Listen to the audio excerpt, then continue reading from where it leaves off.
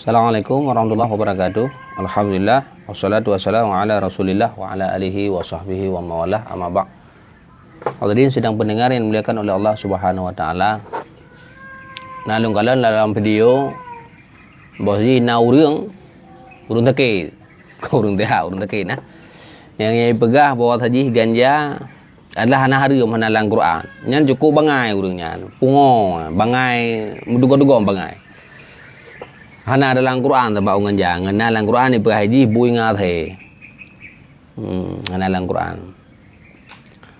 ibike leh mandum na dalam Quran ti minta tabo ayat Al-Quran yang yu jauh belang le Allah Taala pat gedulih hinan hai urang meman ngata jauh belang bet dua boh tempo ni bet dua tak teung pat ayat. Kemudian ayat Quran juga sedar hai urang meman mi awak kah awak ke kuah lumak KEU nya KEU nya hanji KEU kayo na reuh boy na thantan ka degung kuah pat ayat maka baik bangai makanya kena dalam gedanyo dalam syariat na peut yang pertama na Al-Quran, yang kedua na hadis, yang kelih na ijma', yang keempat na qiyas.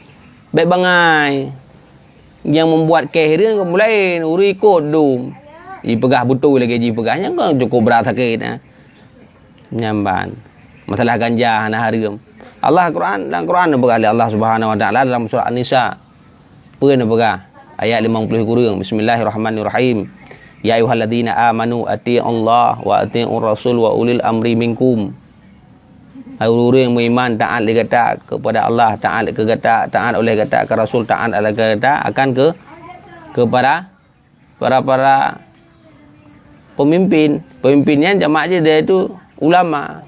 Nah ulama nak ijma'.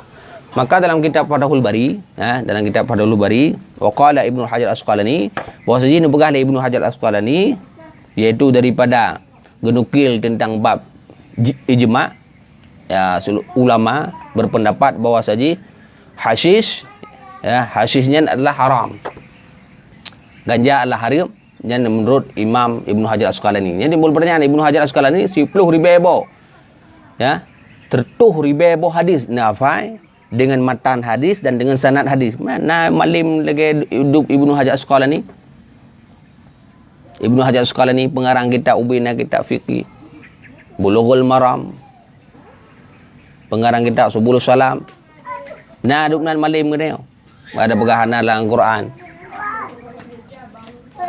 Memang dumna dalam Al-Quran haram hukum dikala katanya dah lakukan segala sesuatu dan pegahananya lagi ganja haram maridi baik dah pegahana haram baik bangai katanya baik pengo nah dalam hadis kullu muskilin khamrun setiap yang mabuk itu adalah khamar maka kekias kenan ke ganja menyekapim hai kapim jo akah dah serah akah kapim aju hana kapim baik kapim urusan pegah kadenga hana kadenga ka jalid mak urusan dek pegah baik dah pahala katanya dah haram baik dah haram dah halal wala talbisul haqqa bil batil janganlah engkau mencampur aduk antara hak dan yang batil benar katanya filter ya tajak beut ile mangat mudah dikala gering dah pegah habang merang kapu dah jak beut le benar ilmu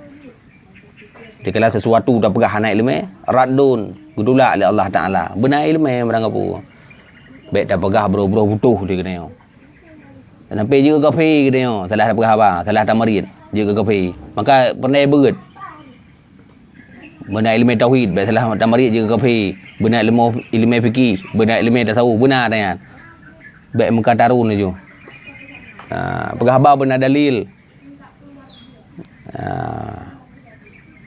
hana dalam Quran dalam hadis na ijma' na qiyas kan mandum na dalam Quran dulu Allah Taala